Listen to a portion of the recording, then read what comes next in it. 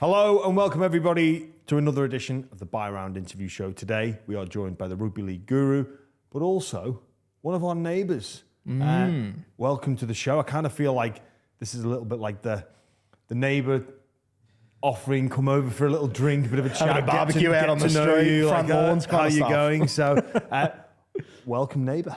Thank you, mate. Yeah, no, mate, unreal what you've done in here with the place, the set and everything. It looks fantastic. Yeah, It's well, we've been on a journey at the Buy Round, but more interestingly, your journey, the Rugby League Guru. For those in the podcast world will be very familiar with yourself, your content, but for those who aren't, or maybe those that are already part of your, or haven't been there from the beginning of your journey, can you tell us a little bit about how this all began?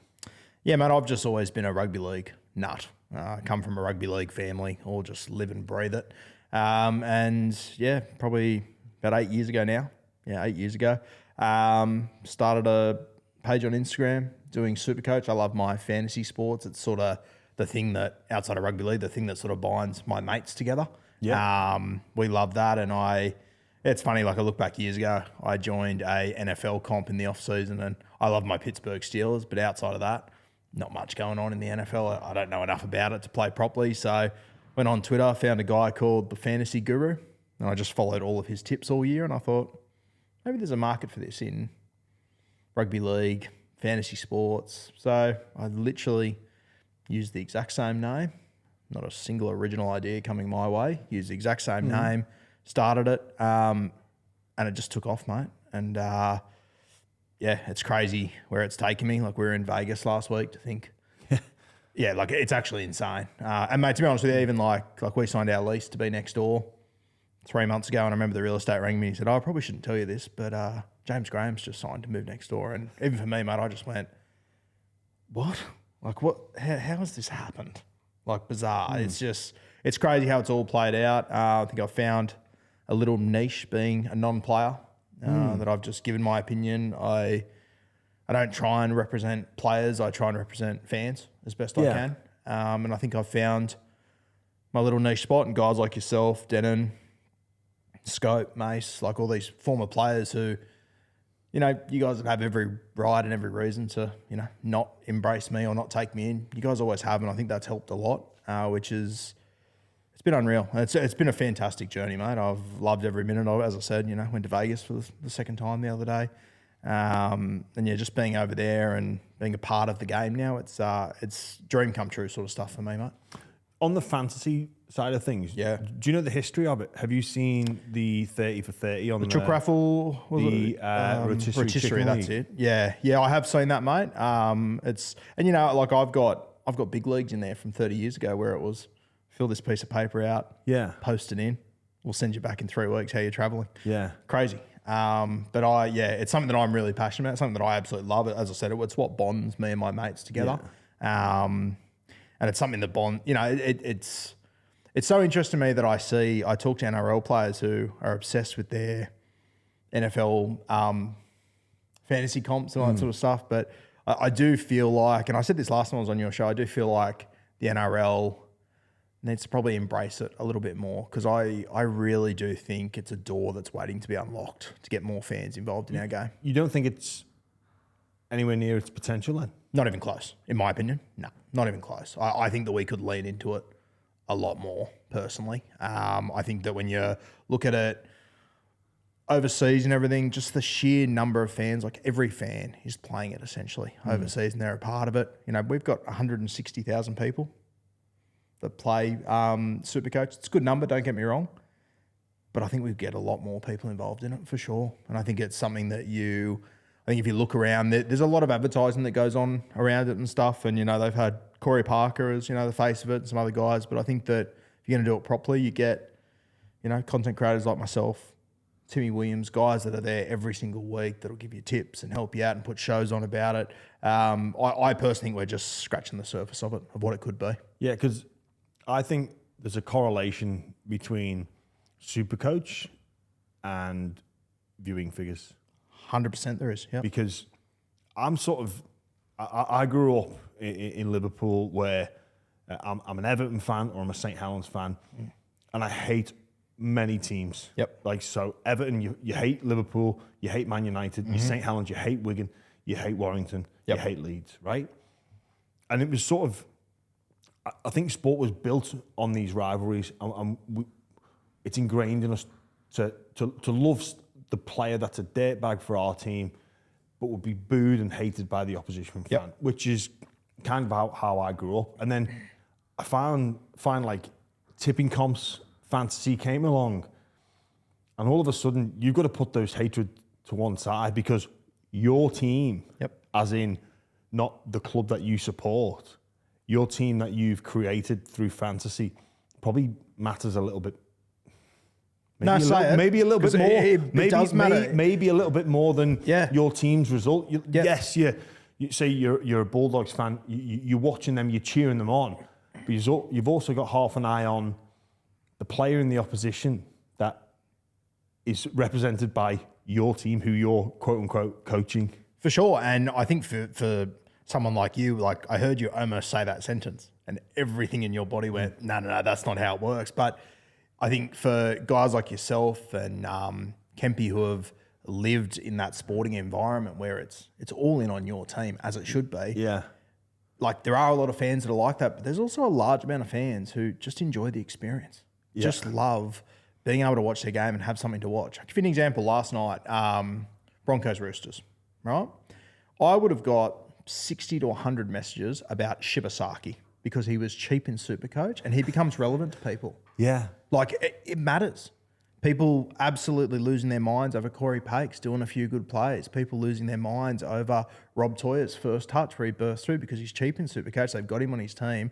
And even to the point, mate, where people are, one, happy that Robert Toya did well. Two, unhappy they didn't actually put them in his team. Well, you get it's a roller coaster. Like, you know what happens? It's that I was thinking about picking him. Yep. I was going to pick him. Why didn't I? Now the value shoots up. I've missed my opportunity. And look, as much as I come from that background of hate the opposition, I just follow my team and I want every team. Maybe I watch other teams hoping they lose. Yeah. But now it's become this, and sport has changed. It has become more of a family-friendly environment and all-encompassing game. And to be fair, it makes it more fun. I've been in tipping comps where you are riding each result and it becomes competitive. 100%. You're saying it bonds your friendship group. Yep. It's a way to sort of compete with each other and almost have a hierarchy of like, no, I know what I'm talking. I know more than you. Yes. Because I care about the game more than you. I've put more research into this and I've watched the shows where they've given me that idea. Shibasaki, Corey Pakes, Robert Toya. And mate, even from like a friend's point of view, like I've got 14 blokes in my comp. That pretty much gives me, a roster of every 13 weeks. I'm playing a different bloke. We're going to talk that week. Yeah. That's going to be our link during that week. Yeah, it's connection. Yeah, it's connection. It's connection. It's community. That's exactly what it is. And that's what SuperCoach brings you. And it's such a unique thing. And like there's, you guys will be able to sort of play off the back of this, but as you get older, married, kids, all this stuff, you can't be at the pub every Friday night. You just can't do it realistically. And that's what I've loved at my age with my mates, that we've had this comp now for 15 years. And we take it a step further. We do a draft comp. So you can only own. So we do it proper, which is another thing when you look at fantasy sports around the world, that's how it's done as a draft. Whereas ours is a little bit different. It's about making money and everything. Like we've sort of done it in a weird reverse way compared to the rest of the world, which I don't think is a negative per se. What do you mean? So like if you have so when people talk about NFL fantasy sports, they'll be in a draft comp. So say us four boys, we're in a draft comp. You can only own, just shoot off the top of my head, you can only own Pat Mahomes. I can't own him. Whereas last night, everyone owned Shibasaki because he was cheap. Yeah. So in your comp, everybody owned. Well, in SuperCoach Classic they call it, and then there's draft. So there's two different avenues. And in Australia, the classic point of view, which is like guys go up in value, up in money. You got to get on at the right time, get off at the right time, for example, blah blah blah. Whereas the draft side of it is for your real diehards, and that's where me and my 13 other mates are just absolutely locked into this thing. Like if if you miss a player who gets swapped out in the team list the hour before the game, you will get absolutely hammered in the group chat. Blokes are just going, what are you doing? How do you possibly miss that? Like, this is our thing, you know what I mean? And it's been great for keeping my group of mates. We've got 10 of us who are my age. We've got 3 guys have their old mans in it, so they're 60, 65, and still as competitive as we are with it. It's fantastic, mate. The amount of people I talk to, my videographer that I took to Las Vegas with me, 21, 22 years old, his dad, obsessed with our show because all of his mates play SuperCoach. And as you said, he uses our show to gain a little advantage over them. Well, you could argue for a lot of people, you're saying if you miss that team list, because it almost becomes like a full-time job. Mate, it is a full-time job. Yeah. Well, I mean, actually for you, but mate, it is. It is for my mates too. They just don't get paid for it. But they love it. Yeah. So with your show, your role, how much, let's park your content. Yeah. How much content are you looking at in terms of are you watching 8 games a week? You watching the shows, team lists come out? Like, how heavily immersed in the NRL are you? Yeah, all 8 games, without a doubt. We obviously do Bloke in a Bar on a Monday. Mate, you can't get away with talking for a game for 40 minutes without watching it. Yeah. You're going out to an audience like that is that engaged and that keen. It's doing it a disservice to the audience if I'm not watching those games. And it might mean, sometimes you've got a birthday or a dinner or something, which means Saturday morning I'll get up and I'll watch the game. Do notes throughout each game and all that sort of stuff. It's at times it's hard for me because I've got to watch it from an NRL point of view, but then from a SuperCoach point of view as well, which is completely different. Like, completely different. Like, I'll give you an example. Last night in the first half of the Broncos, Reece Walsh, he never crossed halfway. He only stayed on the right-hand side of the field. So straight away, I'm thinking from an NRL perspective, okay, why is Madge doing that in the first half? What is that, trying to copy Penrith? Is that a Dylan Edwards thing? But then the other side of my mind's going, SuperCoach-wise, that's not good for Reece Walsh. If he's not going to float down the left side, he's only getting attacking stats on the right-hand side of the field. But my audience, half of them care about the NRL perspective, half of them only care about the fantasy side of things. So it can be difficult sometimes to split those two. Because I go sit on Bloke on a Monday and no one cares about that for fantasy side of things. But then all my other shows during the week, it's what people are absolutely obsessed with. Yeah. I launched a Patreon this year, the Rugby Guru. Absolutely love it. It's fantastic. I genuinely think 80% of the people in there are in there for the SuperCoach side of things. To try and get a competitive edge. 100%. I can, I post in there things that I hear around the league or rumours that I hear. The ones that are related to SuperCoach, genuinely, they could do 20 times better than the other ones. Yeah, because you're kind of like a journalist in a way. Like I see journalists in and around our game, and they're constantly on the phone, making calls, pursuing leads, in order to deliver news to the consumer, the customer, the fans at home watching the show, because they can't do it. Yep. So you do the hard yards for them and then present it. It's almost like the dream job for a rugby league tragic, a rugby league obsessed individual. This must be the absolute dream. Mate, it is, yeah, 100%. And I'll never walk back from that. It is an absolute dream for me. It's not, people see me in Vegas and having a laugh on camera and everything. Like, there's a lot of work that goes behind it that people never know and understand. But I'm incredibly lucky to be where I am. The dominoes that had to fall into place, the risks that I had to take to get to where I am, really insane. The people that have helped me out along the way at the exact right moments. I'm absolutely blessed to be where I am, mate, and never take it for granted. Do you ever miss watching it like a fan? Because I'm thinking back, I fell in love with the game, watched it as a fan, then became a player, and I played in Super League, and I watched the game differently. Came over here in the NRL, was coached under Des, and then watching the NRL became very different. Like, I couldn't enjoy a game. And also, when you're playing for a club, you're riding the emotion of your team, but you're watching the game differently. And even now, coming into punditry, it's kind of difficult to actually sit and enjoy a game. The probably only game 3 games that I get to watch and sit back and actually enjoy is State of Origin, because no one's really come to me for too much of a comment on it, and I can actually enjoy the contest. I'm not particularly emotionally involved in whether Queensland win or New South Wales win. Probably prefer New South Wales, but at the end of the day, if they don't, I can go to bed that night and not stress about it. I enjoy the contest. Yeah. Because 2 great sides going up against each other. I understand the passion, the history, the emotion, everything that goes into it. But do you miss that it's almost been taken away from you, that you can't, maybe not enjoy is the right word, but you have to view it through that different lens? Yeah, I'll be honest with you. When I hear, like, I've heard a lot of players, including yourself and just then, sort of say that after playing, the enjoyment can be hard at times.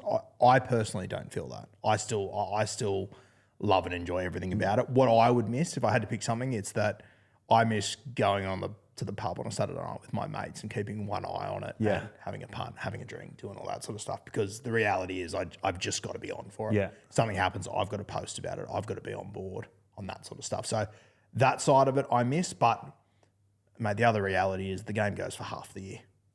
Yeah, true. Yeah. So like that's not me complaining in any way, shape or form, but like if you said to me, like people always say, "Oh, you do exactly what you want to do for a job," and I do to some extent, but if I could do whatever I want to do, I'm sitting at a table with my mates at the pub Saturday night with it in the background. Well, so who was your team growing up?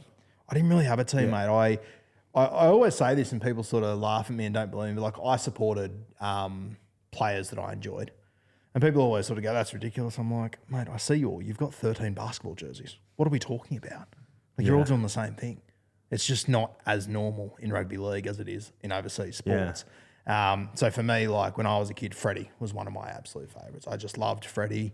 I grew up sort of in South Sydney, eastern suburbs. So my dad was very smart. 1988, the SFS gets built. I think a membership was like $2,000 or something, and he brought one. And at the time, that was a lot of money.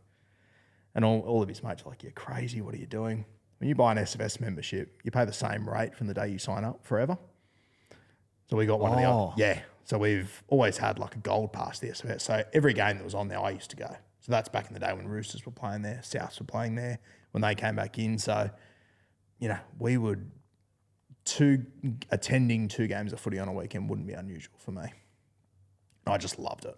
And it was when, early 2000s, that Roosters side was an all-star sort of side. Do you miss that then? Do you miss that ability to just go and love watching a game without...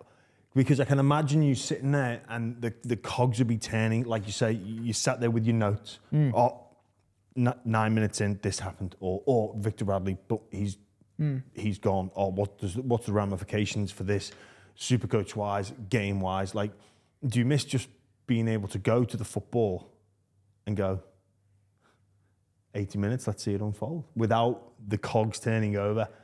Mate, I'm a sick puppy. I think I love that side of it. Yeah. I really do. Like, I enjoy that added level of, I like standing in Vegas the other night watching that game and just thinking, okay, like, I've got an audience that wants to hear what my thoughts are on this. Like, I think part of me absolutely loves that. I enjoy that. I think one of my biggest strengths over the years has been, mate, I'm not afraid to get something wrong. So I'm happy just to put myself out there. When it comes off, it comes off. Everyone gives me a pat on the back. When it doesn't, I cop it. And as I should. That's my job, Cop it to the left, right, and centre. But it's what I've signed up for. And it's what I love. It's great. How do you deal with that when people get stuck into you? Because obviously the online world and, not being a former player or even being like former players cop it as well for their opinion when they get it wrong. But how do you deal with that? Not backlash, but maybe criticism, negativity. Yeah, online? I mean, I don't think backlash is an unfair word for it. Like it's... when I first started it, like it definitely got in my head a lot more. I've definitely got used to it. And mate, the way that I look at it, if people are willing to give you criticism or backlash like that, you must be doing something right. You're on the right avenue. Right. If I've got a SuperCoach team, and I'm investing my time into you to give me the advice, and I make that call, and it's a dud call. And now my mate giving me, giving me stick for, I'll beat you, and maybe I've waged on it as well. It's like, I'm coming to you. We hear of footballers, you cost me my multi. Yep. I'm going to do whatever. Is there ever any element of that directed towards you? Yeah, for sure there is, mate. But I think as well, part of that is the responsibility that I've taken on of building an audience that's respectful. And I think that's something that myself, Kempy, Tom and Eddie, I think we've done a really good job of that. And mate, I get those messages all the time online. I've never once been out and someone's treated me like that. I've never once been in a crowd. I've not had a single dickhead to deal with in public, because I think you build the audience, you build the culture of your audience. And it's, I think it's in the way that we handle ourselves, the way that we analyse the game. Like we're critical when we need to be, but I don't think we're ever unfair. I think there's a way to be critical. It's easy to yell and scream. That works on social media to get attention. I've always chosen not to go down that avenue because I think there's a way that you hold yourself as an adult, and I think the vast majority of people appreciate that and understand that. So the way that I always look at it too, mate, is when I get criticism online, like for me, I'm not the sort of guy, even before I had Guru and everything, that would, if someone gets something wrong, I'd like yell and scream and write an abusive message to them online. Like to me, that just makes no logical sense whatsoever. And if it was such a problem and, people weren't, and, that was the common opinion, I just know I wouldn't be sitting in seats that I'm sitting in at the moment. And that just gives me confidence. I think as well, just hearing you speak, you're probably not too dissimilar to me. I'm okay to get things wrong. 100%. But also, now we know that it's easy to look back with the benefit of hindsight once we know the result or once we know the level of performance. But we make an educated decision or an educated opinion based off the facts presented to us, what we've based off history, based off feel, based off current results, projection of players, etc., etc. So we go, I think this will happen, or I think this player's due for a good game. And then if they don't have a good game, or if that prediction doesn't come true, that's the beauty of sport. Because if you did know, if we knew the outcomes, it would be boring. It'll sound bizarre to people, but like as far as negative comments go, I would rather someone say you're a flog, you're an idiot, than say you're sitting on the fence and not giving your opinion. Yeah. To me, if it gets to that point, that's when I know I'm doing something wrong. If people, and you know what, the other side of it is, to me, Jimmy, like when I'm giving my opinion on something, I'm giving my opinion on their team. This is people's lives to them. Like they should defend their team. They should, when I say something negative about it, come at me. That's what I expect. It's rugby league. That's what we're born and bred to do. And I think that when you're in the space you're in, you just can't take it personally. And you also, you can't please everybody all the time. There's 17 clubs. Yep. Only 8 will play playoffs, play finals. 9 won't. You've got to make a call, and it's going to upset some people. The old saying, if you're trying to please everyone, you're not pleasing anyone, is perfect. Like it's exactly what it is. I have an audience. Some people out there hate SuperCoach and fantasy stuff. It's not for you. Yeah, don't you? Yeah. Good as gold. Find something like, if you're sitting on your lounge at home watching TV and something comes on you don't like, do you yell at your TV or do you change the channel? Like, please. Some people like to yell. Some people like to yell. Yeah, they're not the people I'm sitting with at the pub. I'll tell you that much for free. You mentioned earlier you took some risks. Can you talk to us about, in the beginning, some of those risks that you said you took? Yeah, so I describe to the audience about what those risks were. Yeah, so I finished high school. Same story as I'm sure a lot of people. Yeah, I sort of felt pressure to go to uni and tick the boxes and do all that sort of stuff. Went to uni. I ended up doing a teaching degree. Is it what I wanted to do? I don't know. Teach SuperCoach? It's come in handy at points. But, I went to uni. I spent, looking back on it now, it's a 4-year degree. It took me about 6 years to do, And everyone gave me a bit of stick, like, just taking your time, blah, blah, blah. And I look back at it now and I go, because it's not what I wanted to do. Yeah. It's what I felt I had to do, just to keep everyone happy and everyone smiling. So I went and did that. I went into teaching. I taught for about 4 years and I didn't not enjoy it. And, I'd sit there and I'd, pretend, I'd say, this is my passion, blah, blah, blah. It's crap. It wasn't my passion at all. Like what I'm doing now is my passion. But it was a stable job with a stable income. And the idea of, and because it's sort of a little bit norm now, the idea back then of saying, oh, I'm a guy that's never played professional rugby league. When I played unprofessional rugby league, I was bang average at it too. I'm going to quit my job and give my opinion to people, and I'm going to compete with people that have played the game and are legends of the game. It's insanity. Like, there's just not a world where it could work. But I've just managed to find my niche, giving a fan's point of view on it. But also as well, like probably even 10 years ago, 15 years ago, it wasn't an option. Mate, with no Instagram, no way. Like YouTube was there, but it wasn't an option. It genuinely wasn't. Like, it's like, I even look back, mate, like before I started my page, like Kempy had already been doing stuff for 4 years. I didn't even know Kempy was doing social media. I wasn't in that world. I didn't know anything about it. You had your roasts, your Clarkies. I genuinely didn't know any of them existed until I got into this world and sort of realised, okay, there is a bit of an avenue here. And I think I got in it at the perfect time that it exploded after that. And I've just managed to ride the wave. But like when you said risks, mate, like I went to my missus and I'd started the page. I was at, I don't know, 25,000 followers or something like that. When you started that, like you said you're doing this teaching job, I'm assuming it started as like a bit of a side hustle, or did you actually just go, I'm going to quit teaching, I'm going to go all in? No.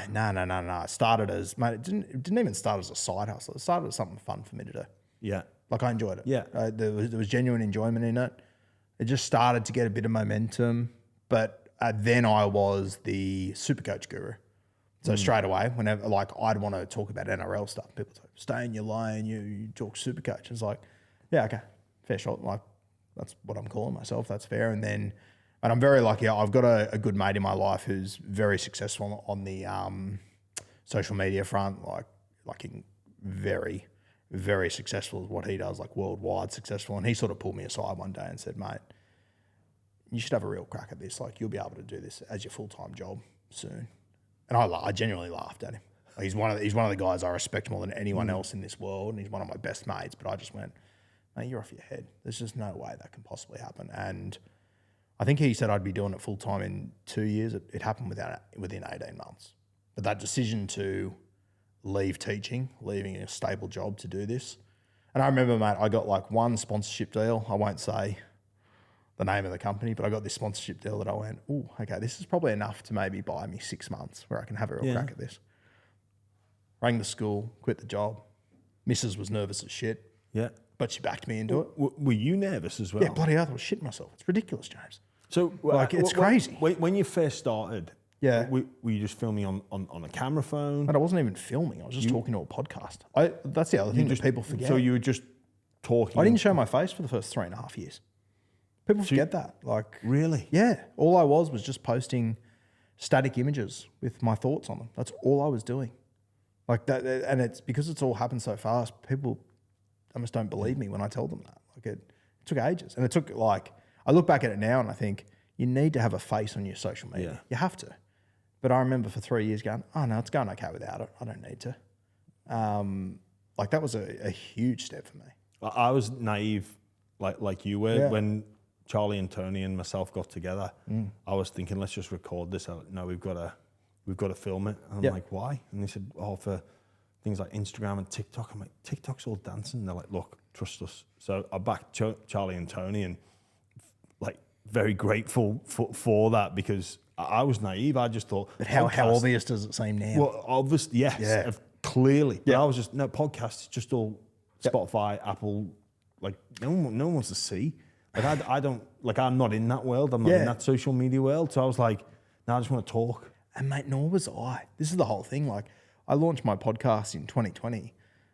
I was driving with a mate in 2019. I like my American sports, and I like the commentary around American sports more, so the storylines. And I remember a show over there that I like is called The Herd. So Colin Cowherd over there. And what he used to do, he'd film his podcasts, and then he would upload like 3 5-minute clips. Same thing we do today. Put them on Facebook. Each day he'd do that. I was driving, and what I used to do was set up my phone on Facebook, have those 3 clips ready to go and play them. And as I'm driving, they'd be playing and I'd listen to them, right? My mate got in the car and he goes, why don't you just listen to the podcast? And I swear I said, what's a podcast? And he goes, you see that purple thing on your phone? I went, yeah. He goes, open that, type it in. That was in 2019. It was my full-time job in 2020. I didn't know what it was. Kempy had been grinding away for 7 years already. Like, it's just, the way it's all played out for me, mate, has just been insane. And the opportunities that have been presented to me at the right moments, that I've taken with 2 hands, the opportunities that have been presented to me, which, call it luck, call it hard work, whatever you want to call it, it's just been crazy. Well, there's a bit of fortune there in terms of like the environment and the ability and almost not the ease, but it you know, like say 20 years ago, it was just mainstream and that's where you got your news from, and maybe you were very competitive to get to be maybe the modern day journalist, because previous years they'd write in the paper about the game, or they'd write online about the game in the big league, the Rugby League magazine. It's like you maybe start your own Rugby League magazine, but obviously it's harder to, you're reliant on word of mouth. Yes. Where now it's... And even the journos back then, mate, like you'd have to go to uni for X amount of years. You'd have to do X, Y, Z. I started an Instagram account. Start and finish. And then just started talking and just managed to get an audience off the back of that. And then a guy like Kempy just came across my stuff and thought, okay, he knows what he's talking about. I'll back him in. And that was that's sort of like the turning point for me. Yeah. For sure. Yeah. So in terms of this journey, like where you're at now, you've got your own space. Your own, you now have someone looking after all your production side of things, because up until quite recently, you were the host, the guest, the editor, distributor, look after sponsorships, partnerships, all that. But you've actually become a small business, just kind of like us here. Yes. And you've got a couple of people helping you out. That must be pretty cool to be able to now focus on just the content as opposed to some of the things going on in the background. Yeah, for sure. It's unreal. But I'm grateful that I went through the other side of it. I'm grateful that I was host, producer, content creator, all that sort of stuff, because it means that I just understand every bit of my business. And mate, to be honest with you, like that was the easy side of things. When it got to tax and all that sort of stuff, that was just so far over my head, it was not even funny. Working all that stuff out was a nightmare, and got myself up shit creek at one point there. But it's all been successful enough for me to work my way out of it. But yeah, like Kat, my producer that's come on this year, like to think 3 years ago, even having someone working with me was just so far out of the realms of possibility.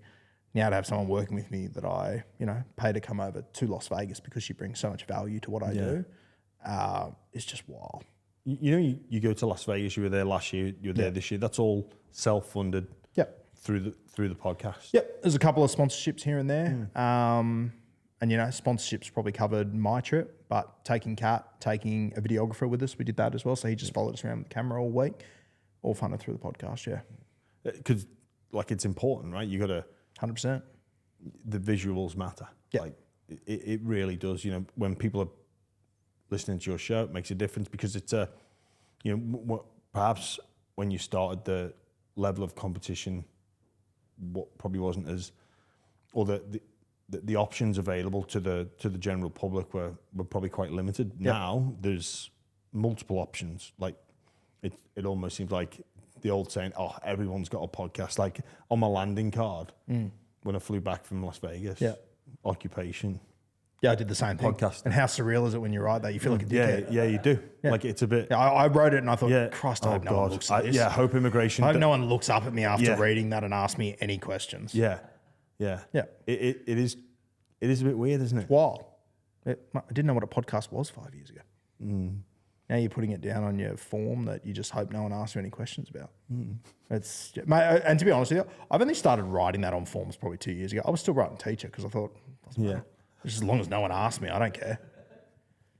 So what do you teach at SuperCoach? Oh, I mean, maths, yeah. But mate, even when I meet people that, don't know anything about me, I don't know who I am or anything, or, you know, I go out with my missus and I meet her work friends. What do you do for work? Like, man, I hate that question. Yeah. I absolutely hate it because I'm like, oh, I play SuperCoach pretty heavily. Well, why and what SuperCoach is normally the next two think questions. It probably raises suspicion. Yeah, of course. Like it would be like, yeah.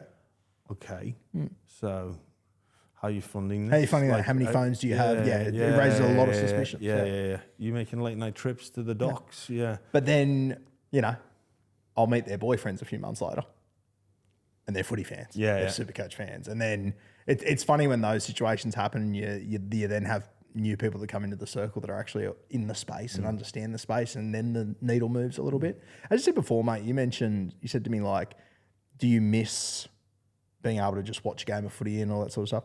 I'll tell you one thing that I loved about Las Vegas this year was talking to the Pommy fans. They didn't know who I was. They had no idea. And for the first time in a few years because, you know, like if I go to a game of footy, the only people that are coming up and talk to me are people that listen to the podcast or follow on you. So like know who I am, know what I've been saying the last few weeks, know what my thoughts are and everything. The Pommy fans had no idea whatsoever. It was great. I was just having these conversations that I just haven't had in years. Yeah, just genuine. Just genuine. Yeah. Like was great. You meet other people that just love their football. Yep. And yeah, it was fantastic. I can appreciate where you're coming from there. Just with that competitive landscape, is there room for more? It seems like there's a lot of competition for spaces, but I think within the podcast world, it's quite unique where we support one another and we want the whole idea of podcast to keep growing. Yeah. You know, it was really interesting. I said to you before, the real estate rang me after I signed my lease, said, Jimmy Graham's moving next door. It was a weird conversation because I think he thought I was going to be upset about that. And I said, that's unreal. He goes, okay. I thought like competition. I went, nah, it's not like that. It's not like that, is it? No. At all. No, like we all jump from each other's podcasts and shows and content and all that sort of stuff. And mate, I think quite often when it comes to business and stuff and an audience, I think people think of it like a pie. There's only X amount of pie for everyone. Mate, I don't think it's like that in rugby league. I think it's such a niche little industry that, mate, fans just love all the stuff that's coming out. Like Piercy and Carney the other day, they launched their podcast. And I'm excited to tune into that. I'm excited to see what different avenue they can bring to, you know, our space. And I think it's going to become more and more common for more and more players to start their own podcasts. And starting your own podcast is easy. It's about hanging in it for the first 3 years. That's where, you know, like I've had Jamie Soward come on and join my show this week, which has been sensational. And for me, as a footy fan, I'm just excited to pick Jamie's brain. Yeah. Bloke's a genius. And, you know, people think, you know, like, yes, bringing Jamie Soward on adds to the show, but I just get enjoyment out of picking his brain and learning new things. I've been talking to him, had him on the show for 1 week, and already there was things when I was watching the Broncos game last night that I went, that Jamie mentioned this. It's a different angle to look at the game from. How did that all come about, the acquisition of Jamie Soward? A really funny story. So like there could be anythings. My young kids that I really like. Jamie Soward was the original one. Really? Yep. As I said, I was a big Brad Fittler fan when I was a kid. He was my favourite player. Joey retired in 2005. So I used to go to the SFS and watch Roosters, Souths, whoever was playing. But I'd get out there at midday and watch Jersey Flegg, reserve grade. So I'm watching Soward play for the Newtown Jets. And, mate, his reserve grade seasons were unbelievable. Like the kicking game and just how quick he was. And so when Freddie sort of retired, like all my mates at school give me so much crap because I sort of just followed Jamie Soward after that. He was my favourite player by a distance. So he was at the Roosters, then he went to the Dragons. Dragons won a comp. Then he went over to Penrith. Then he went to London Broncos, and all my mates used to go, you going for the London Broncos now, are you? And, you know, all this sort of shit. But then, and you know what, I think looking back at it in hindsight, and I think it's something that not annoys me, but it irritates me a little bit with players these days sometimes. I think that sometimes there's a bit of I think players are a bit hesitant to be obsessed with rugby league. I think sometimes it doesn't come across cool in change rooms. Yeah. I just love that a guy like Jamie is footy obsessed. I'm driving in here today. He sends me a text. would you rather in 3 Origins or 1 comp? And I'm like, that's so fucking dribbly, Jamie, but I love it. This is what me and my mates do. Yeah. It's unreal. And I think that when you look at that Penrith side and you look at what they've achieved over the last few years and you look at the detail at which they look into things, they're obsessed with footy. Yeah. They are no obsessed. doubt. Like, you even have a look, like the amount of things that came out of that game in Vegas about, there was a try that the last try they scored in the left edge, like they addressed that Sam Stonestreet was out of the scrum.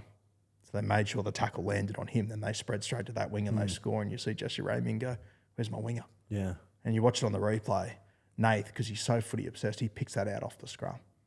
He tells Dane Laurie to feed the scrum so they can get there and set up and come back.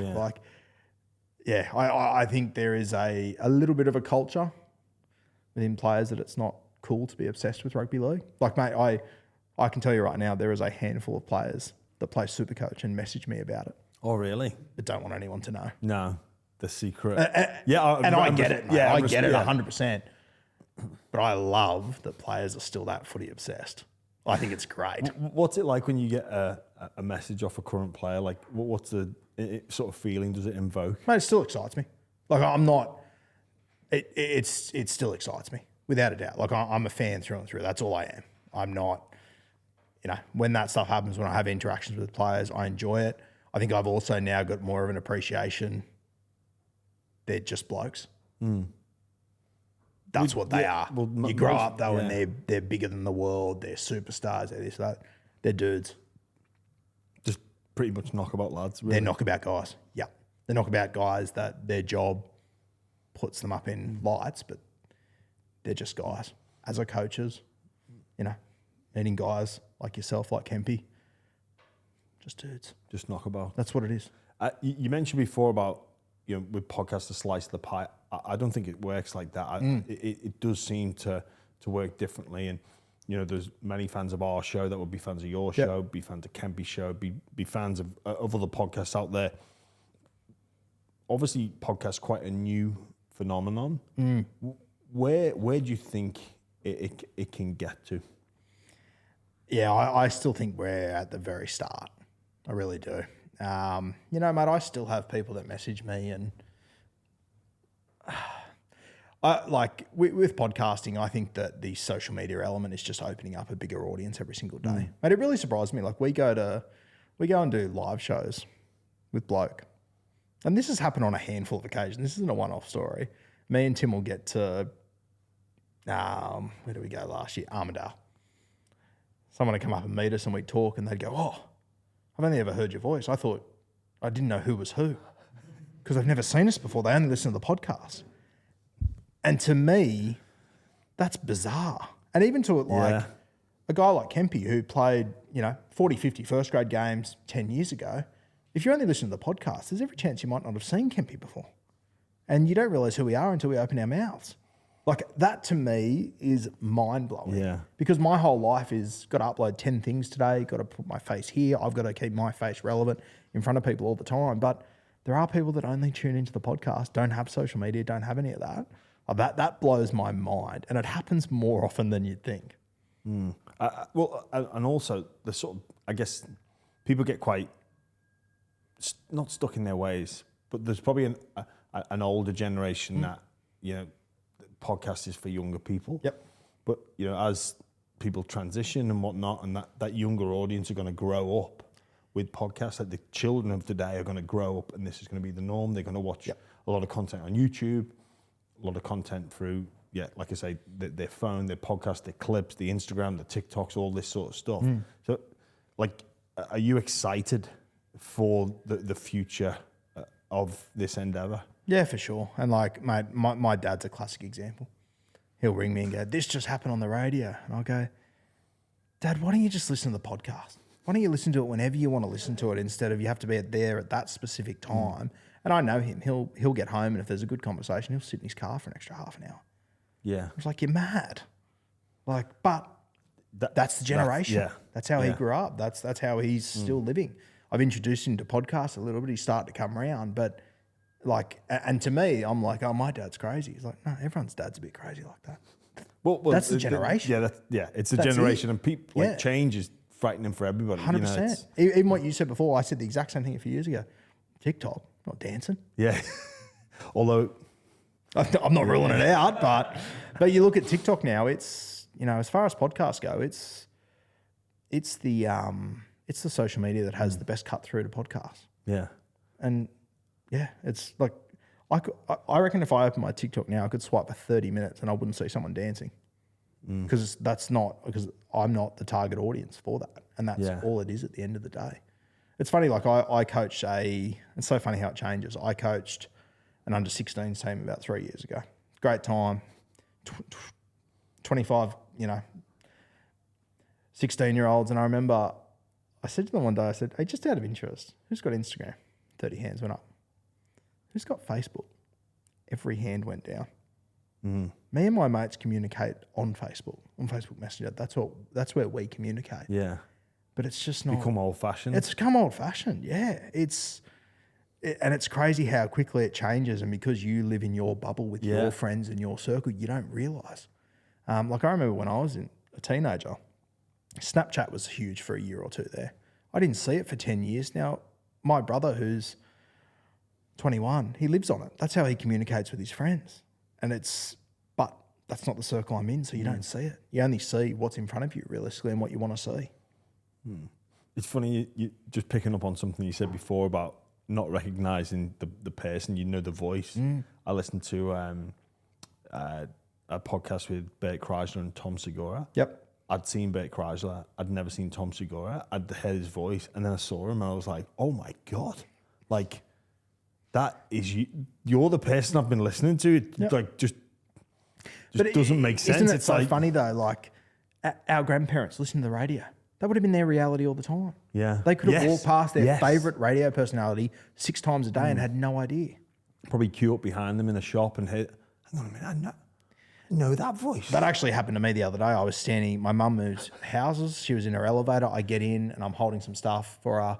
We're going upstairs. We get up to the 3rd floor. Another guy jumps in. He gets in. He's on his phone. He just walks in, blah, blah, blah. Then I turned to mum and I said something and he goes, oh, fuck. And I sort of went, what's the matter? He goes, oh, shit. I listen to your podcast all the time. But your voice just appeared in front of me. Unbelievable. But that's, which is crazy. But that's, when you think about it from a logical point of view, it's like, oh, yeah, it kind of makes sense. Yeah. It does. Yeah. It does. Yeah. Just on that, your mum, what did she make of you moving into this world? Because like you say, big decision for you. You said about your missus. Yeah. And you're juggling this and this. It's a new world for people like us. But, for that old generation, she must have been almost beside herself. You know what? To her credit, mate, she was really good. I'm very lucky the women I've got in my life have backed me the entire time. Whether they genuinely believed it was going to work out, I don't know. But it's actually been a really good lesson for me in life just to back the people around you. Like as I mentioned, I've got my younger brother. He's playing Jersey Flag at the moment. And, all these kids have got all these doubts. Oh, geez, I'm not Darren Lockyer. I'm not Freddie. Can I make it? And just back yourself. What's the worst that can happen? Someone says no, you get brushed from a team, a podcast doesn't work. You just go on to the next thing. But and it's okay to fail. Mate, and it's the best thing in the world to fail. That's where you learn all your shit. Can you imagine you don't take that leap of faith? Yep. And wherever you are now, you look back and you go, I remember when I was thinking about doing that and I didn't do it. And I think about that with me coming over to Australia. People ask, why did you come? Yep. It was like, well, I had to go and answer that question. I'd rather answer the question and it be, you're a failed Englishman in the NRL, as opposed to sitting in England and going, I wonder what life would have been like if I'd have gone. I wonder what that experience would have had. I felt like you have to go and answer that question. And I think it's worth doing. Obviously, there's reversible and there's irreversible decisions. And there's obviously, you don't just go after everything because there can be severe consequences, debt, et cetera, et cetera. But I think if it's a logical decision, get after it, try it, pursue it. And if it doesn't matter, if it doesn't work, tails between the legs, some people might poke a bit of fun, but it's like, at least I gave it a go, mate. Yeah, man, I'd rather be the failure than not giving anything a go and sit and point at people. I've got a cousin the other day. He asked me, can we go and get a coffee? And I said, sure, mate. And this cousin, he'll hate me saying this, one of those guys I just know he's going to be successful at anything he does. Good-looking rooster, charismatic, smart, can do whatever he wants. Finished school, went to uni, followed the usual process. He's working in the city doing something, I don't know. So can we go to coffee? I went, sure. He goes, mate, I'm not loving what I'm doing. I want to give something a crack. And I was hoping he was going to say, I want to come work for Guru, which I would have loved. Yeah. Gold Coast Titans fan, there's about 7 of them out there. Would have been fantastic to have him on board.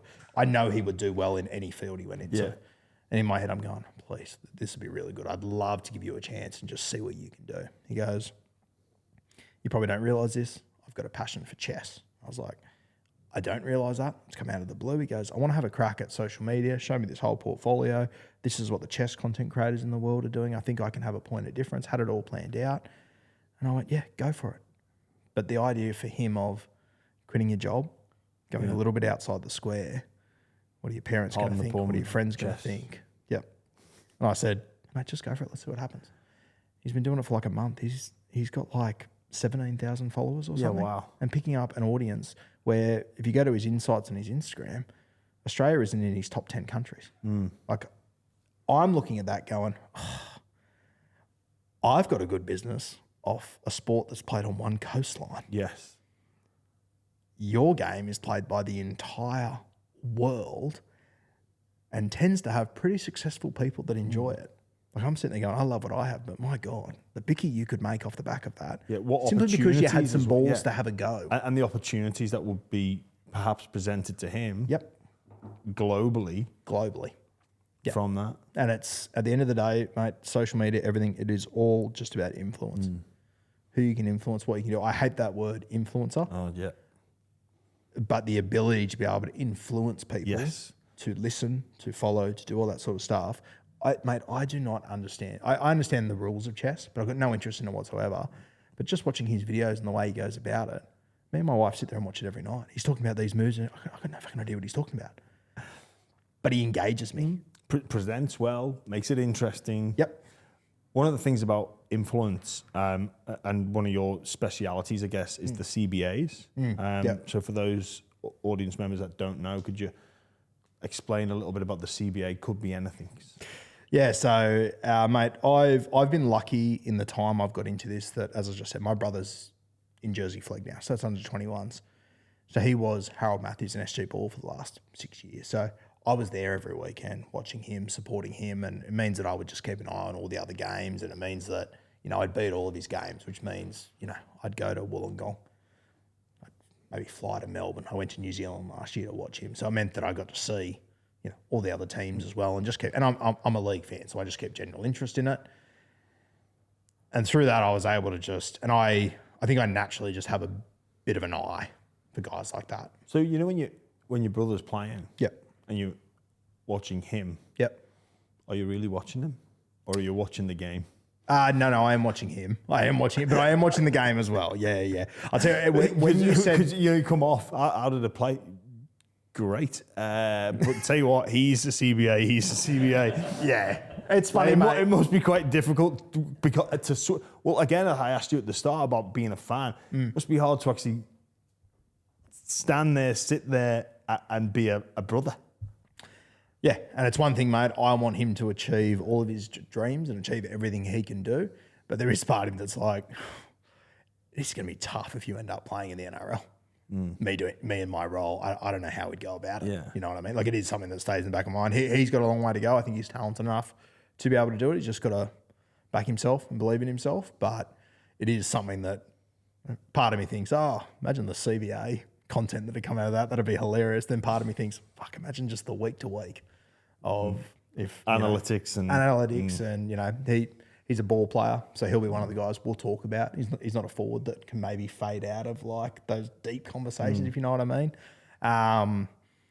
So yeah, like the whole CBA thing, mate, like it was just young guys that I liked. I just always had a decent eye for these guys. And there could be anything, mate. It was just because I get very repetitive in my lines that I say and everything. And especially when I started, I had a couple of lines that I'd go to all the time. And that's natural in everyone's conversation. 100% We all have catchphrases Yes. and slang terms that some people would say overuse or we become accustomed to saying. It's just natural. And Every mate, human being on the planet does it. I look at Chatty Townsend over the last few years, big salad guy or big water guy. Where, like the way he does that, that's part of my vocab now. And I love that instead of Chad getting personal about that, he's just lent into it. Yeah. It's what you got to do. And that's exactly what we've done with, could be anything.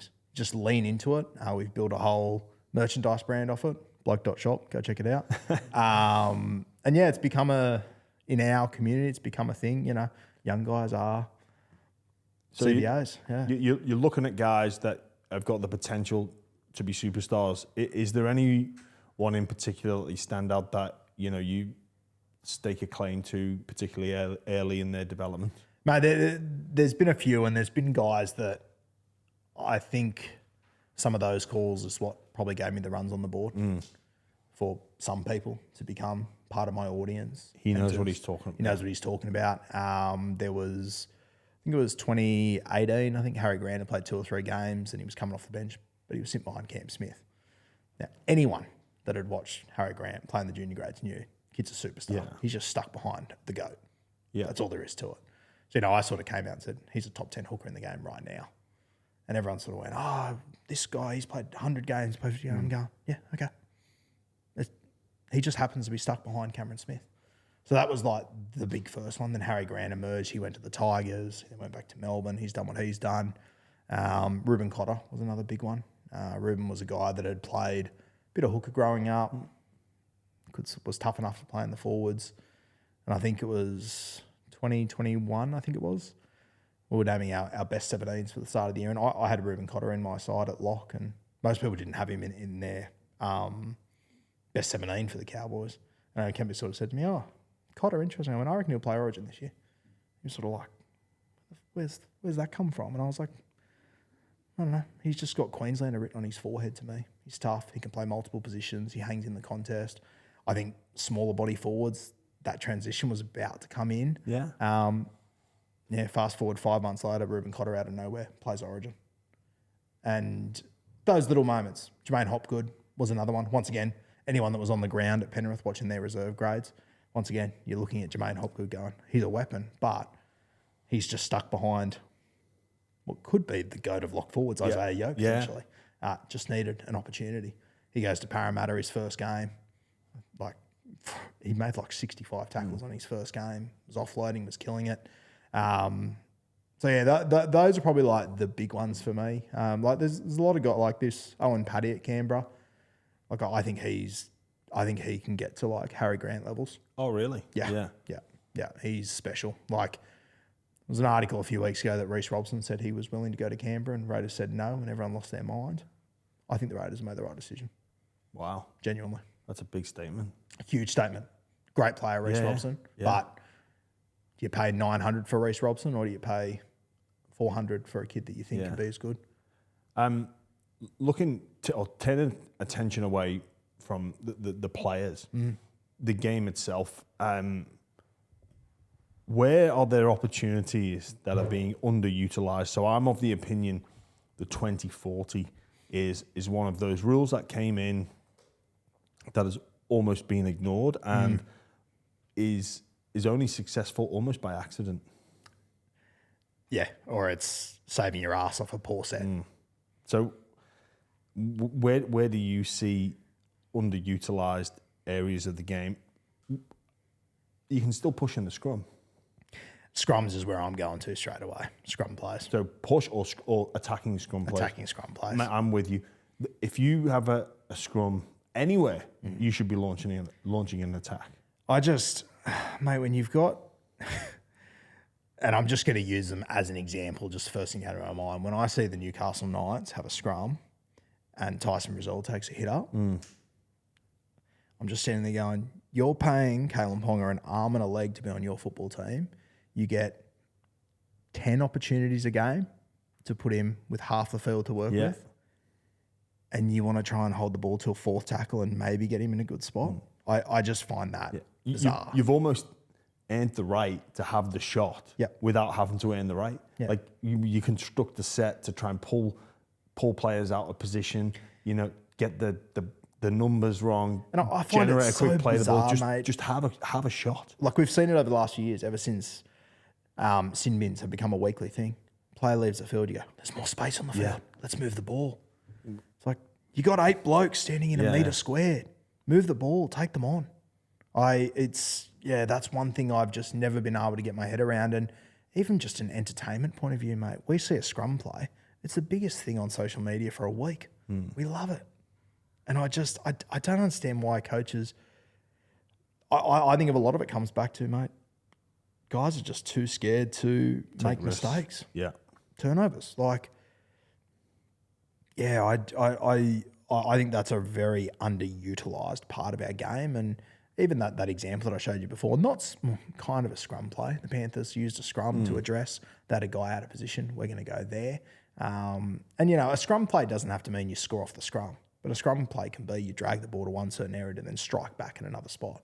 And I just don't think we utilise it. And even like a couple of years ago, mate, when the rule came in that you could choose where the scrum would be. Yeah. Oh, you thought that was going to open it up? Mate, I thought that was going to revolutionise the game. Yeah. I went, how good's this? If you're a half-decent coach, like I could be wrong, but I watch a lot of rugby league games now, mate, and I just think, even when I was coaching my under-16s team, if we get a scrum or a penalty in a certain spot, we know what set we're going into. We know what to do. I'm not convinced all teams are doing that at the moment. I don't think they take enough advantage of it.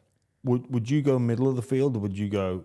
I'd go to the edge. I'd go 6 on 6. But it depends. Yeah, it's game dependent. I think a 6 on 6 is better than a 2 3 on 3s. And I think as well, like, I think that when you're talking, off scrums, it's a really good opportunity to get a centre and a halfback next to each other without their back rower, who's the main communicator usually. Absolutely. Teams just don't utilise it. Yeah. I cannot make sense of it. And even teams that are, if I'm the Gold Coast Titans, like how they don't have a set play off every scrum that finishes with Dave Fafita coming unders and going back against the grain, I'll never know. I simply can't work that stuff out. To hold up the defence to release Colin Pereira or Keanu Keeney. Hold the paint, make as much space as we can. But no, let's get Jermaine Jolliffe to take a hit off. It's just like, fuck, what are we doing? Like, it's bizarre. Another one of mine, 20-metre restart. Just kick. Yep. Bounce, out, gone. Yep. Go again. Yep.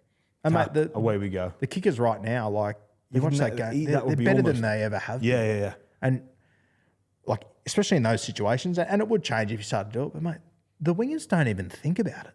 They just know you're not going to do it. Because if you miss it, you're going to get criticised. Well, think as well, like, if you chase, generally speaking, the kick, say, goes to the right edge chase, get the ball back, bang, just kick. Yep. They're not going to be there in time. They cannot cover it. No, especially, mate, nowadays with the 20-metre tap, the vast majority of times, if you kick to the right-hand corner, your player returns it. Like, that winger is in the in goal still. Yeah. They're gone. It's there to be hit, but no one does it. And any other areas that you think could potentially be exploited? Scrum play is the major one for me. I would still like to see a bit of tinkering with rule changes to make the game a little bit more entertaining, potentially. And I'm not getting back into the field goal chat we had last time because I almost started a wildfire out there. But can you remind our viewers that didn't listen to the episode of the Roundtable what that okay, was? So, and I'm going to blame Charlie for this in part. I'll give him a spray now whilst I'm at it. So my comment was I would be okay if the NRL didn't have field goals. It started with, I don't want Golden Point. I can't stand Golden Point. With the way the game's played now and how we're over watching replays in slow motion and players have got to be onside, square, you can't have blockers, you can't attack near the feet. Like, it's just crazy. Golden Point, to me, it isn't exciting anymore. It finishes, team celebrates, and then we watch it on replay 15 times to find a reason why it shouldn't have been sweet, and then that team complains all week. You've been in that situation yourself. I remember, like, even back then, I still didn't find it entertaining. Mate, if you don't get caught up in the tension I want to see tries being scored. That's what I find entertaining. I don't find you running at Adam Reynolds and diving entertaining. I find entertaining watching you being a warrior of the game, defending your line like your life's on the line. That's what I like about footy. I've said it before. People disagree, sure. Like the 2015 grand final, watching Thurston get the ball off play the ball, throw it back 20 metres and have a shot at field goal. Mate, I'd much rather Kyle Feld's try. Yeah. Michael Morgan coming up with one of the biggest plays in rugby league history, getting off a standing start, one-handed offload, putting the ball down in the corner. Like, I don't know how it gets better than that. Darren Albert's try. Andrew Johns, just how he summed up that moment in a split second. To me, that's so much more entertaining than Joey gets the ball 15 metres behind everyone, has a pot shot, and our marker's onside. Yeah. I don't know. When you first presented me with this idea, I did warm to it, but I guess you do need to.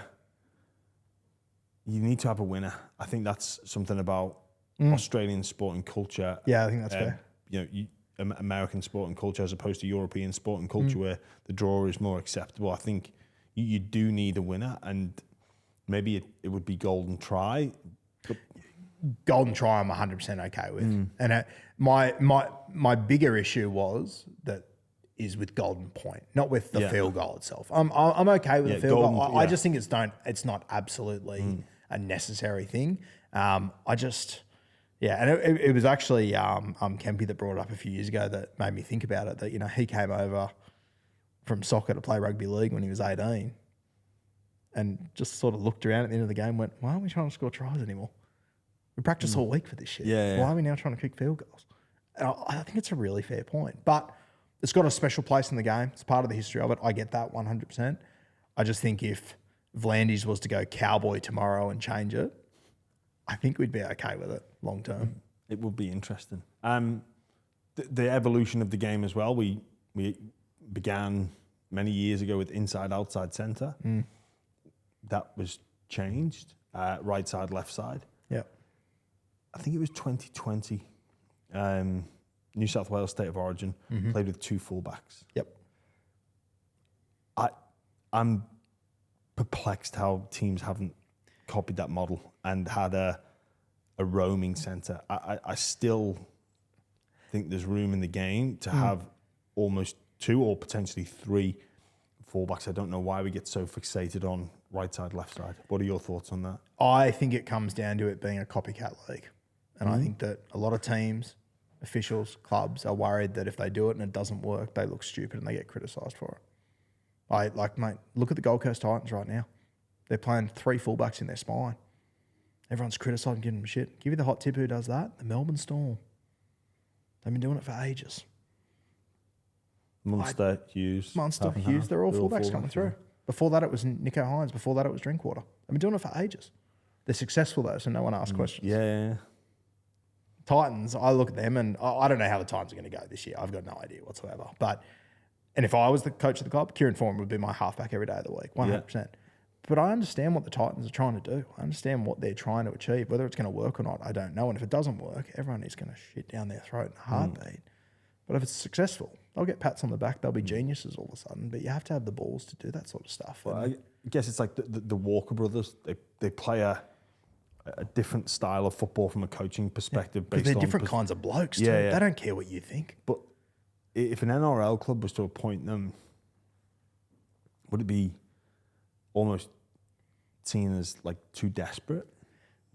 I think that's how the media would sort of paint it. It'd go outside the four walls. And I think that in rugby league we are a lot more critical than what we think we are, unfortunately. Yeah. Oh no, absolutely. And sometimes these ideas, they're okay to play with, but I think once it maybe if it fails once, you instantly just throw it in the bin. I was saying the other week, I can remember at the Bulldogs, we spent the whole summer practicing our new set piece. Took it into round one. After 40 minutes, we wiped it because it didn't work. I can recall at one team going to one marker. Yep. I can't. There was a teammate of mine, Chris Flannery. I think when he was at the Roosters. Yeah, it was Brad Fittler. They said one marker, like, but they got blown away and they scrapped it straight away. And I think but sometimes you just give these ideas time. Yeah, for sure. And, as you just said, that one marker thing, it was Brad Fittler when he came in and coached. He was playing Braithen Astor at fullback. It was rogue. But you just said, I remember when Blues played with 2 fullbacks? Who was the coach? Freddie. Yeah. He's got runs on the board. He's willing to back himself in. If it doesn't work, then you adapt. Same as anything we do. Same as our podcast, whatever it might be. You try things, you see what works. If it doesn't work, okay. But I think there's a lot of coaches and a lot of teams out there that are very scared of the backlash of doing something like that, which is why I respect Desi Hasler a lot. I mean, mate, when you guys got to that grand final in 12 and you guys were all ball playing through the middle, like, I remember the first few weeks that people were like, what's going on here? This is crazy. You got to a grand final though and everyone pats Desi on the back. He's going a little bit rogue at the moment. Everyone wants to criticise him. If they do well, they'll pat him on the back again. And then other teams will start to fall in place. One of the things you spoke about on the Rugby League Roundtable was NRL and being able to use content on shows like ours. How and why would that benefit the game as a whole? And obviously the broadcasters pay significant sums of money in the hundreds of millions to own that IP. But what's the case for allowing that to go in the public domain? So my push would be when you look at the NFL, for example, fans have access to every single bit of content, right? So they can make highlights packages, they can make social media clips, they can do all these unbelievable things that the reality is these are extremely talented people who just haven't been found yet in the content space. They're able to do it from their lounge room. You don't have to be on the ground. You don't have to be at the stadium. You can do it from your lounge room if you've got the content to do it. And I understand that, Fox League and whatnot, very protective over it. But if they were to allow me to use content and advertise the game in a positive manner, which they know I will, are you telling me there's going to be less people watching Fox League on Saturday or more? Like what? Probably more. Probably. Well, no. What's the alternative? Like why wouldn't there's nowhere else to watch it. So exactly right. They've got full autonomy over it. They like the live content is the live content. Yeah. And you know what, mate? There might be, like if Channel 9 is making content out of it, for example, right? Like if I'm not a fan of the Channel 9 commentary team or whatever it might be, like I won't engage with that content. If I'm a fan of Bloke in a Bar, the Buy Round, Guru, whatever it might be, and that's the content I engage with, doesn't it just make sense for those creators to be able to advertise the game in a positive manner? Well, yeah. When you put it like that, like all we're trying to mate, it's in my best interest for people to be watching rugby league. I'm not trying to take anything away from Fox League. We'll still be there on Saturday. But do you think it maybe takes away from some of their shows within the week? Is that perhaps the danger? I mean, potentially, but have a look at our numbers now. We can't use any of the content. Yeah. Like, people are realising anyway.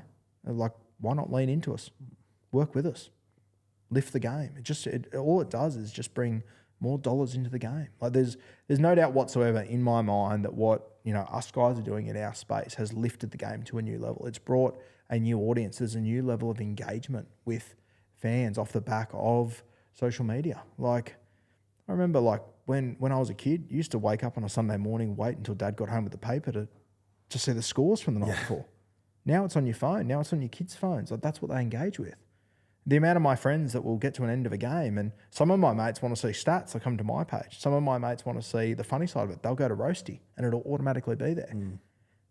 Man, it's like Buy Round, Guru, Roast, Bloke. They're all just communities that are bringing rugby league together and making the game better. On Guru, your podcast, it started as a bit of a passion project. Yeah. Become a small business. Yep. Do you have goals and aspirations for the podcast? And if it's okay, could you sort of share where you want this to go?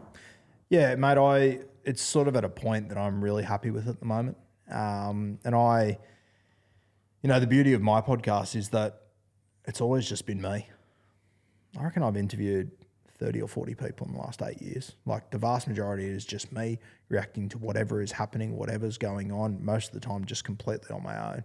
Kat's joined this year. She'll try in here and there, but the vast majority is just me on my own. So it's just, my podcast is about staying relevant, staying up to date, and staying informed.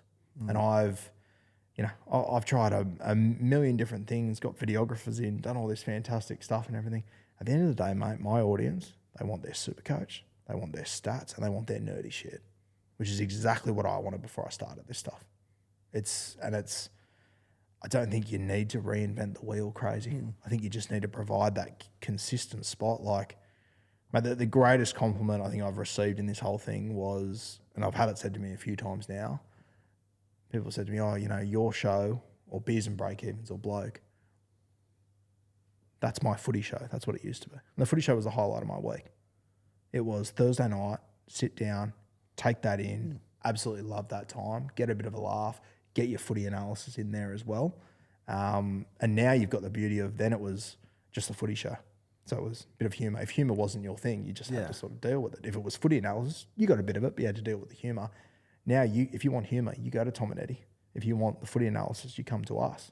If whatever you want, it's all there. And that, when someone said that to me the first time, and I thought, fuck, I remember when I was a teenager, how much watching Sterlo, Matty, Fatty, Chief, like that was just, as soon as that show finished, it was okay, back to reality again. Yeah.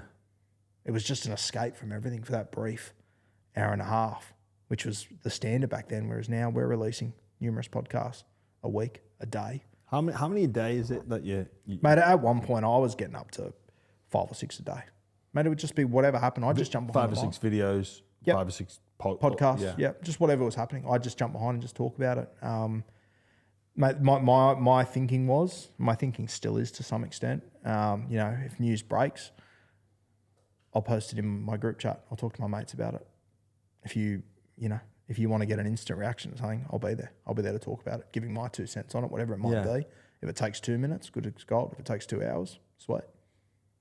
But I'll be there. And I think I look at it, mate, when we grew up, you'd come home and the TV would be on and there'd be 6 channels and you'd watch whatever's on there. Like, I don't watch TV anymore because Netflix is there. I can watch what I want to watch when I want to watch it. I see podcasts as the same sort of avenue. I guess sometimes it can be the choice paradox. Yep. But also, I guess the beauty of this is we can go for as long or as short as we want. Like you said, something might break. Yep. And you might just go, it's a 2-minute take. Or it might go, hang on, we're going to deep dive into this. Kevy Walters. Yep. That was, we all down tools, right? We've got to jump on 100% and get content out there because this is gold. It was timed strategically, I believe, to come out once 360 had finished. You think, do you? Yeah. And lo and behold, like there's an appetite for people want to engage with you and say like, what do you think? Where's this come from? Find out. Like, it was great for people like us to be able to go for as long or as short, quick video. Kevy's been got, that's disgraceful, or wow, what about who's going to be in charge? We're hearing this, we're hearing that. It's incidences like that with the beauty to just put content out because the time is right. Yep. Not because we're ready to go. Whereas 20 years ago, you'd have to wait until the 6 p.m. news to start. Then you'd have to wait until 6:40 for the sport to come on. They'd cover 8 sports in 2.5 minutes, and you'd get a 20-second clip of someone giving their opinion on. Well, if the Kevy Walters thing happened 10 years ago, you wouldn't find anyone talking about it until Thursday morning. No. And that's, whereas now, Kevin Walters happens, you can scroll through your phone in 8 seconds. You can know what you think, what I think, what Scope thinks, what Kennedy thinks. It's all there, as it should be.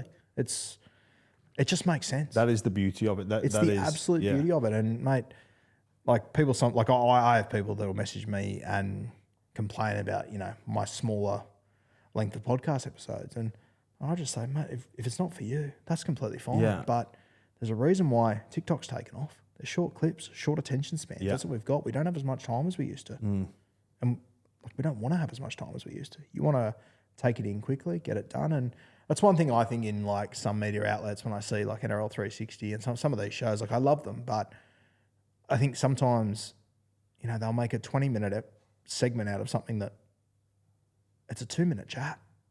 I don't know why we need to drag it out so much. Here are my thoughts. This is what it is. Get on with your day.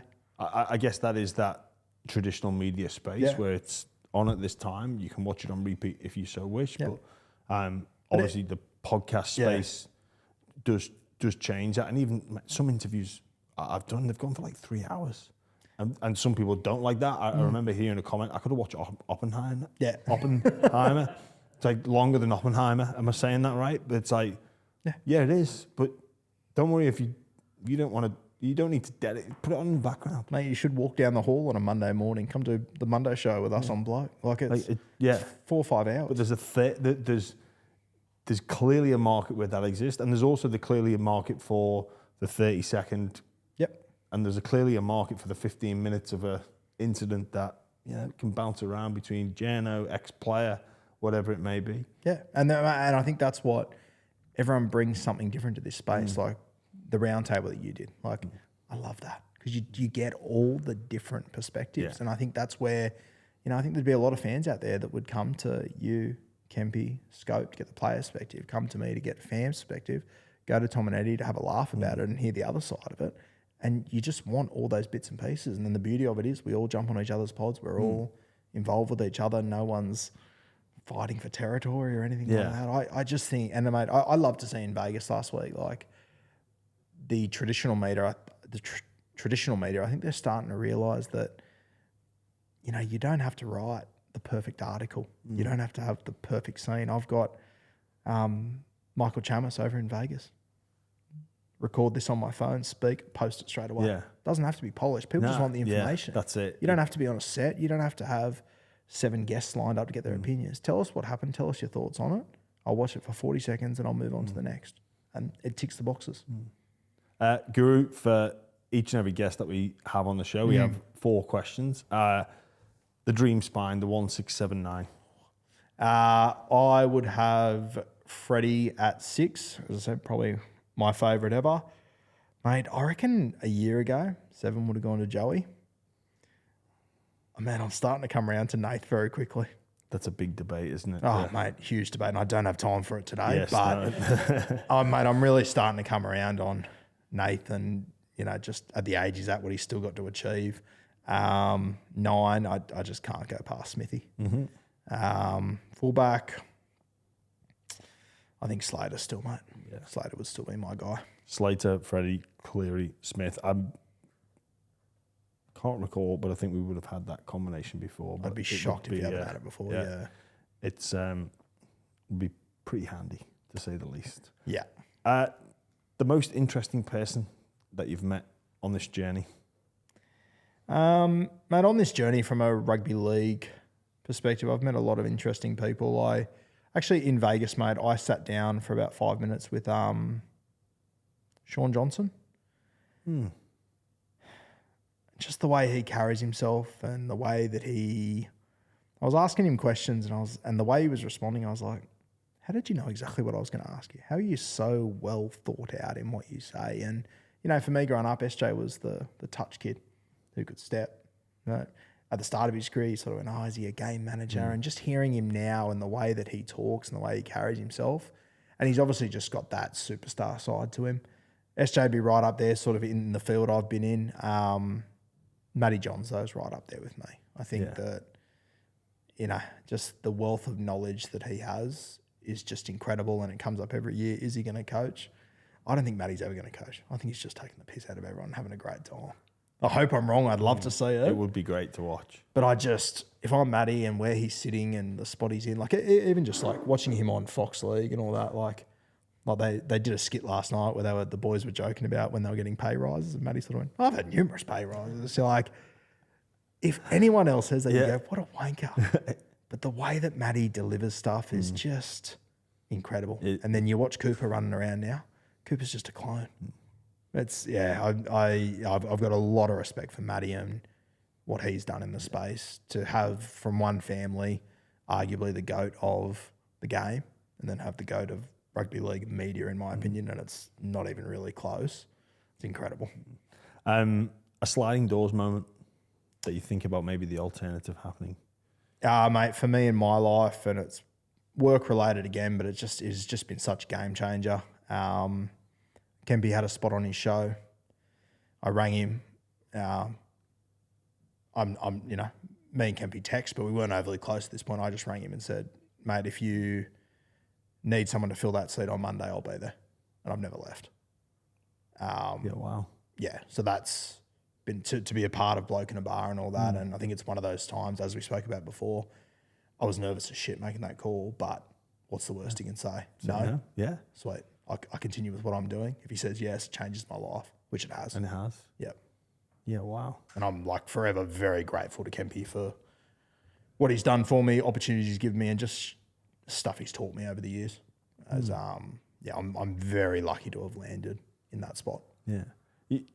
Just before the last question, but it's so clear that you've just got such a love for this game. It's all it is, mate. Yeah. You know, when I often think about like this role that I sort of am doing, you're doing now, and it's probably stuff I'll be talking about anyway. No, of course it is. Yeah. Like it's the chat you have down the gym. It's the chat you have down the cafe, the pub, the beach, where the school drop off. It's like football, rugby league is such a big part of the Australian culture. And these are just conversations. Obviously, we're sat down here; it's being recorded. But if we were at a coffee, we'd be, what about we've gone into depth about a bit of your history here. Yeah. You mentioned like the Broncos against Roosters last night. If we're down the, see that? What do you reckon? Oh, Madge, hey, he made an impact, didn't he? And you're back and forth. Were the Roosters that bad or the Broncos that good? Where do you sit? It's all back and forth, dissecting that game. I always find it really funny with Kat coming into my world now, right? And we'll go out to a game of footy or we'll be out somewhere and someone will come and say hi. And, mate, she can never tell if it's a friend or a fan because it's the same conversations. They'll walk away and she'll go, who was that? I go, I don't know.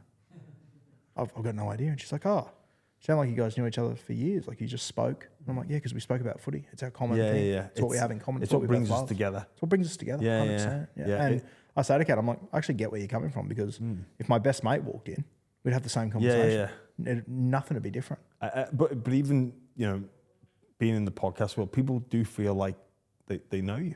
Yeah. Because and it's bizarre and you sound like a dickhead when you talk about it, but it's fantastic. Yeah. I love it. It is. But as I said, I did love the opportunity in Vegas the other day, walking up to a table of Pommy fellas, all with their jerseys on. I know they love the game, but they don't have the slightest clue who I am. And I just want to go, what about this, blah, blah, blah. And we just start talking for half an hour. And I loved that. Absolutely unreal. And, people, when they come up and meet me, they're generally quite polite and everything. Each Pommy goes, you're fucking off your head, piss off, blah, blah, blah. And it's like, that's great. That's footy. I think as well, just speaking to you, you've got to have genuine love. Yep. You can't fake that genuine love for the game, for the sport, for everything that it brings.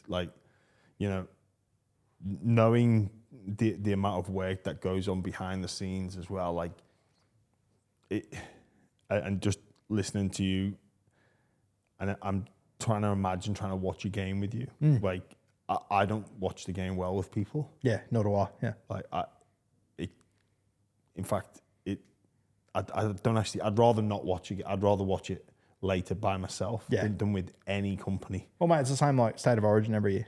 I get messages. Do you want to come in the box with us? Do you want to come this? I go, nah, I'm good. I'm going to sit in my studio on my own with the lights off and take that thing in. Yeah. Don't call me. Don't text me. Don't ask questions. Leave me alone. Yeah. What are you like when you get, if you do watch a game and with people and they ask you a question mid-game? No, I don't do it. I don't put myself in that situation. You're never in that situation. I don't put myself in that situation. Genuinely won't.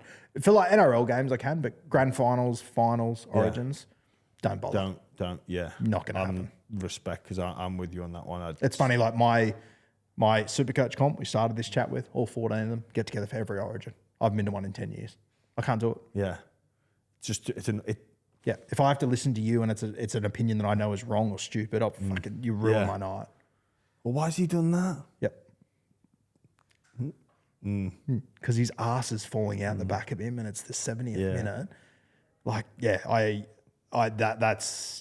I do not put myself in those situations. I've done it with a couple of mates from Liverpool that don't know much about the game. Yep. And like, to be asking questions almost like rule explainers. And I'm like, yeah, and like just like snappy, just like, shut up. Like, I'm not a fun person to be around. Yeah. And I've had sponsors come to me and go, let's do a live show on State of Origin too. It'd be great. People love it. I go, I won't. I don't care. I won't enjoy it. I'm not doing that. That's ridiculous. I want to sit and watch the game. I want to take it in. I want to watch it twice if I can. I want to watch it by myself on my own. Yeah. And I think that and mate, at the end of the day, like my audience in particular, and I assume yours is just the footy nut. Yeah. And they get it. Yeah. And it's funny because we've spoken about like how the game brings people together. And I love like the fans come together, but I just want to watch it on my own. When it matters. When it's actually on, leave me alone. When we're outside of that, let's talk about it. But when the 80 minutes is happening, let's just, blinkers on. Yep. Yeah. I don't want to be sidetracked in any way, shape. Mate, in Vegas a week ago, we sat up like in the media section. Now, really high up, I wanted to sit there because I knew no one would be there. So we're watching the Super League game first, the women's game. I don't report too heavily on both of those, not to the same depth. So I'm sitting with Kat. I think Katie Brown was up there with us. Fletch was over there having chats, watching it. But then when the NRL game came on, I tucked my chair in. I stood up, took about a metre to the right, and just leave me alone. You're not being rude. Not being rude. Yeah. This is me.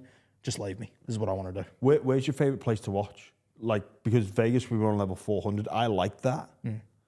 But where if you're in the stadium, do you go? Well, my first answer is at home. Yeah. I just think the game's so much better on TV. I really do. I think the product is so good nowadays. But if I am at a stadium, it's as high as I can. Mate, that was one thing that I absolutely loved the other night, being at that stadium up high. And I just was watching Nathan Cleary and just watching where he goes, what he does, the way that he turns 2 under and then he just sprints back around. And that whole game, he was turning 1 under, giving it to Tungo under the stick, sprinting around and getting straight at high. And how crazy was him? Did you see him running backwards? Just a loop and he's just sprinting. I think that's the final product is yet to be seen with that. He's playing the long game. Yep. There's going to be an incredible play this year when Nathan Cleary runs across the field, drops someone under on the right-hand side and pops up on the left-hand side. It was noticeable just how much effort he was sprinting, when he didn't need to. Usually players halves go across, drop under, and they stop. Or they set up for that side of the play, but he was sprinting back. It almost looked wrong. Well, mate, that's the first time I've been in a position to watch Nath from that sort of level. And I was watching there going, fuck, does he do this every week or not? To the point that I went back and watched and he doesn't. I agree with you. Yeah. I smell a rat. Something's happening there. If you're an opposition coach, when the ball moves away from you, you have to keep moving up anyway. But with Penrith, you watch them hit back. It's going to happen. He's going to have a drop play and then beat the sweep on a move. It is coming for sure. We spoke about before just that love for footy and how Penrith, they love footy. The details in which they're getting to, like even coming out of that game, like whether it's true or not, I don't know. I find it hard to believe, but then I think about Penrith and I'm like, maybe it is true. I was told the other day from someone within Penrith that, the try that Isaiah Yeo scored, where he took on AFB. Short, yeah, one off the ruck. Yeah. So you said before how when Nath showed that he sprints around, you're like, that almost looks wrong. I remember watching going, fuck, that's poor management by Nath on 4th tackle to just sprint at the markers, trying to get down the short side on that play before Isaiah Yeo went. Mate, someone at Penrith the other day told me that was a set play. So Hazelton jumped out. So what Nathan Cleary did is he ran straight into the markers to keep Cam McInnes there, to get him out of the defensive line. Yeah. And Ivan had addressed previously that Adam Fanua-Blake, when you get to last tackle, normally lock forward gets it, goes out the back. He tends to relax. Nath ran straight there to keep Cam McInnes, their best defender, out of that spot, and then got Isaiah Yeo one-on-one with AFB to take him on. And to me, for all that to happen, it sounds outrageous. But with Penrith, I'm just like, makes sense. Maybe it was. I don't know. Well, the other one that they came out the other night was that, Nath, Penrith didn't play well for the first 25 minutes of that. The moment that turned, it was when he hits that 40-20. He comes out of a blind spot, he hits it. He then comes out of another blind spot, puts the kick in for Isaac Tungo. Apparently, in between those two plays, Ivan sent a message down saying, Will Kennedy's taken a knock. He's not moving very well. Target him. And Nath sent the message back, keep up. I've been doing it for 4 sets. I noticed this 15 minutes ago. Like the level to Nath. And as you see, and if you go back and watch it, both those plays, he comes from behind the ruck in a blind spot that Will Kennedy can't see him. And you just go like, yeah, me and Sal were talking about this the other day. He's really into that. Oh, this is the stuff that Lockie, Freddie, Joey, Stacey, these guys used to do. He's at that level now, and I love Munster, I love DCE. They're great footballers. I don't think anyone else is at that level with Nath at the moment, and I really hope someone else does get to that level to challenge Nath. But at the moment, I don't know if anyone's going to get to that level with him. It's phenomenal. It is. Really it is. The fact that I wish we would have got Cam Smith and Nath both at their peak playing each other. Like, it's a real sliding doors moment in the game that 2020, Cameron Smith beats Nath, retires, then Nath starts a 4, what could be a 10-year dynasty for all we know. But we didn't get to see both of them at their peak. No. Oh, well. Guru. I'm devastated about it. It's not an oh well. Keep me awake at night.